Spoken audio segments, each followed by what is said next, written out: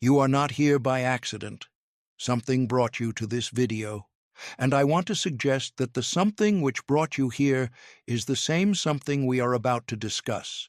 Not curiosity, not the algorithm, something heavier than that.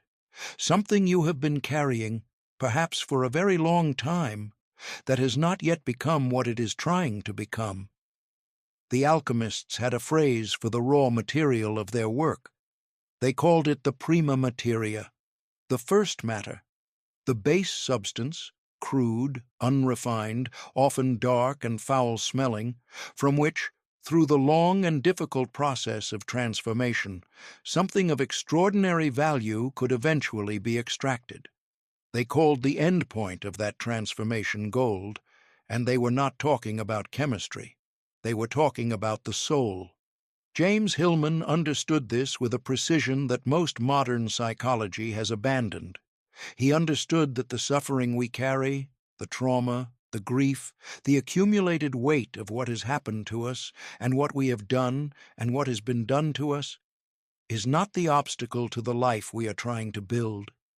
It is the raw material of it, not in the sentimental sense, not in the sense that everything happens for a reason or that suffering builds character in some automatically redemptive way, but in the specific, alchemical, deeply serious sense that the heaviest experiences of a life, when they are genuinely received, genuinely worked with, genuinely transformed through the processes the soul knows how to perform, become the substance of something that has no equivalent in a life that has not been tested. The lead of your suffering is the raw material of your gold, but the transformation is not automatic, and it is not comfortable. And most people, offered the choice between the alchemy and the escape from pain, choose the escape, not knowing that what they are escaping from is also what they are escaping away from. Let me tell you about a man who came to me in the aftermath of something that had broken him in a way he could not yet describe. He was 43 years old. He had spent the previous 18 months in what he called the worst period of his life, a convergence of losses that arrived in the particular way that life sometimes delivers its most serious material, all at once, without preparation, in a combination that left no part of his previous existence untouched. His marriage had ended, his business had failed, his father had died, not gently, but in the slow and ugly way that some deaths choose, requiring months of witness and presence that had cost him things he could not yet name.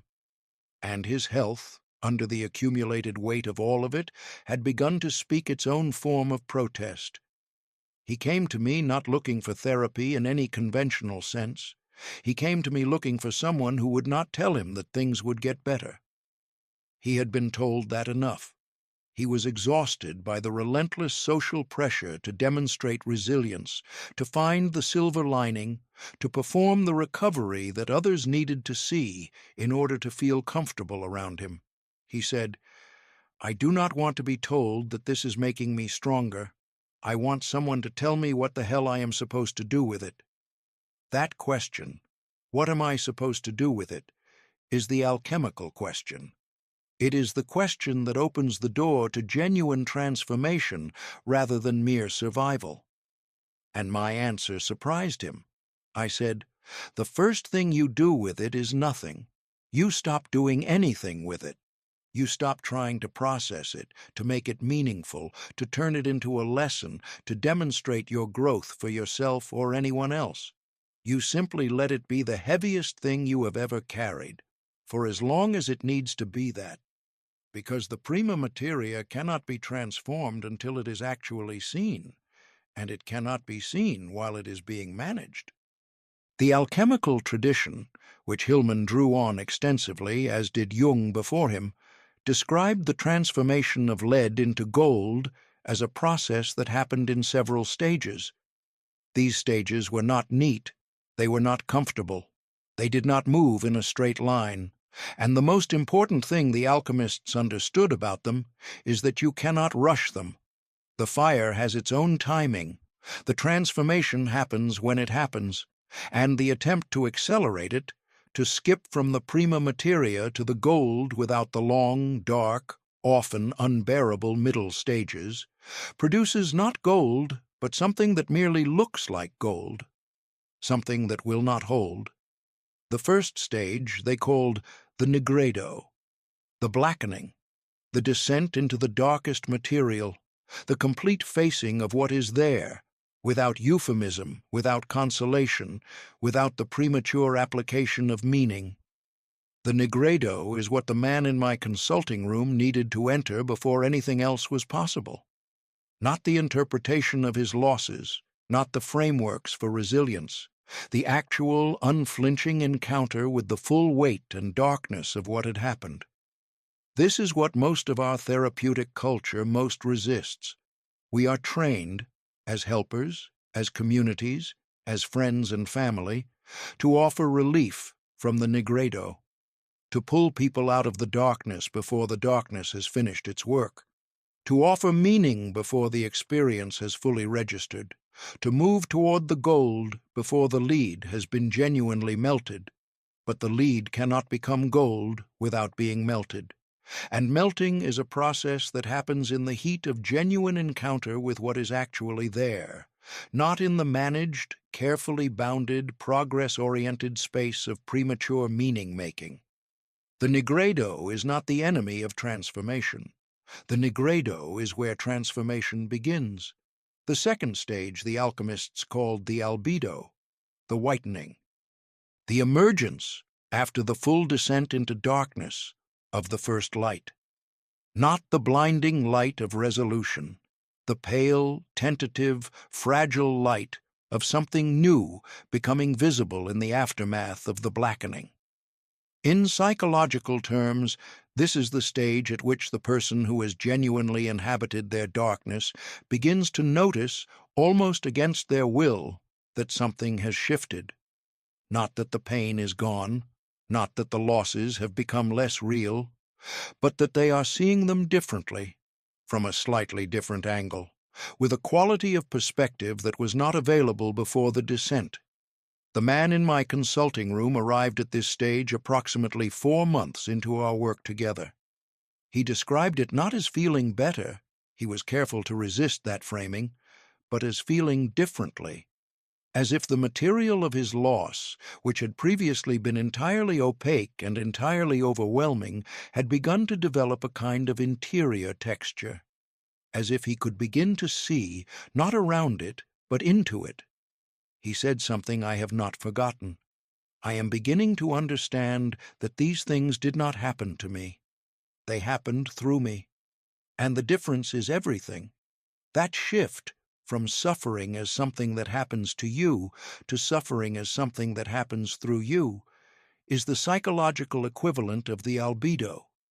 It is not the gold, but it is the first light, and it is irreversible in a way that the managed recovery the culture had been offering him was not.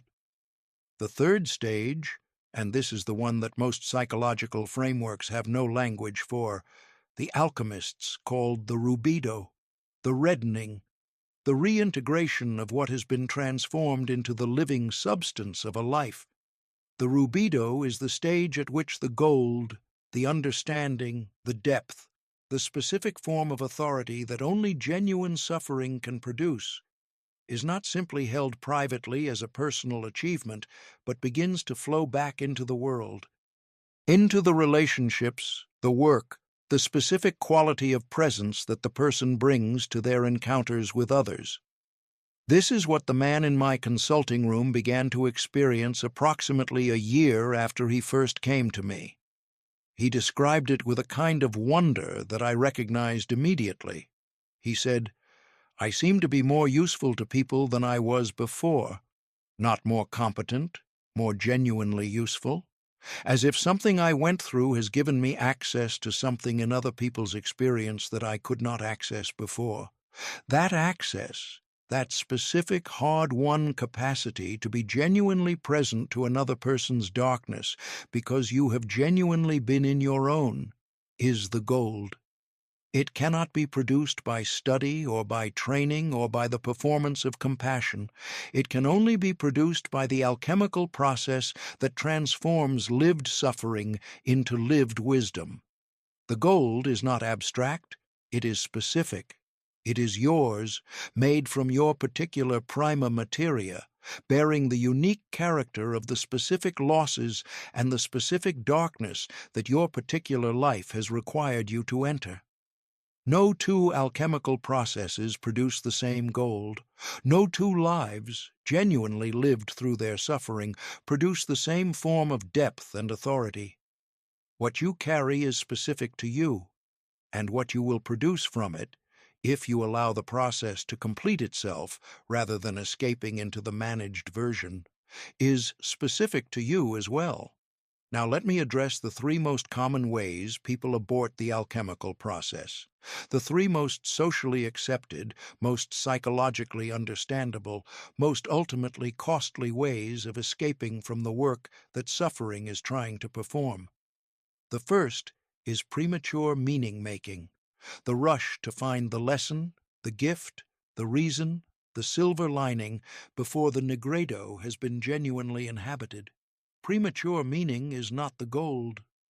It is the fool's gold, the glittering substance that looks like the real thing and dissolves the moment it is tested. Genuine meaning emerges from the material after the material has been genuinely encountered.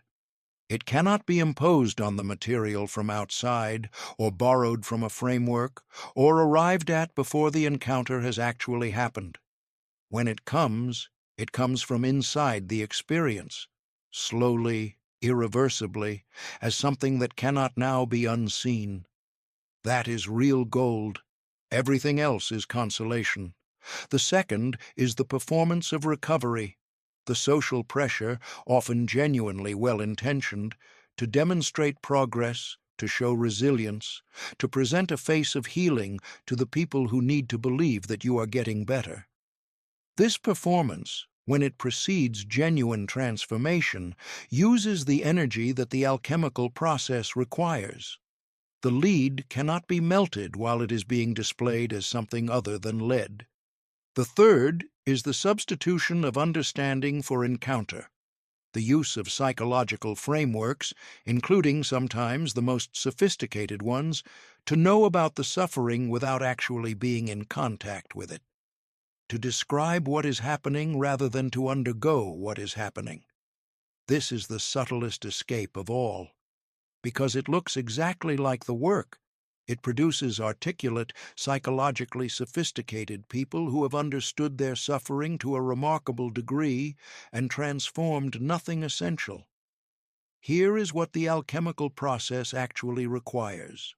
What genuine transformation, not the managed recovery, not the performance of healing, not the accumulation of insight about what happened.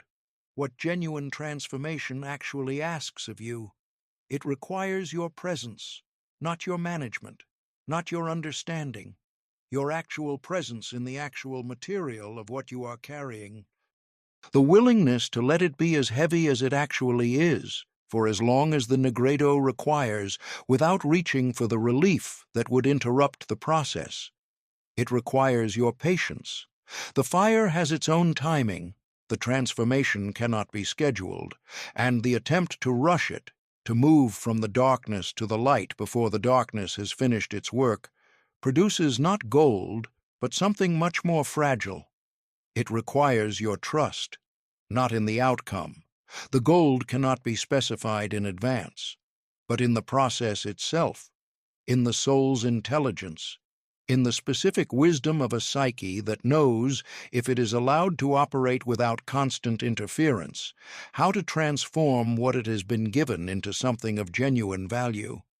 Saying no to the escape, to the premature meaning, the performance of recovery, the substitution of understanding for encounter, is not masochism. It is fidelity to the process. It is the recognition that what you are carrying is not waste material.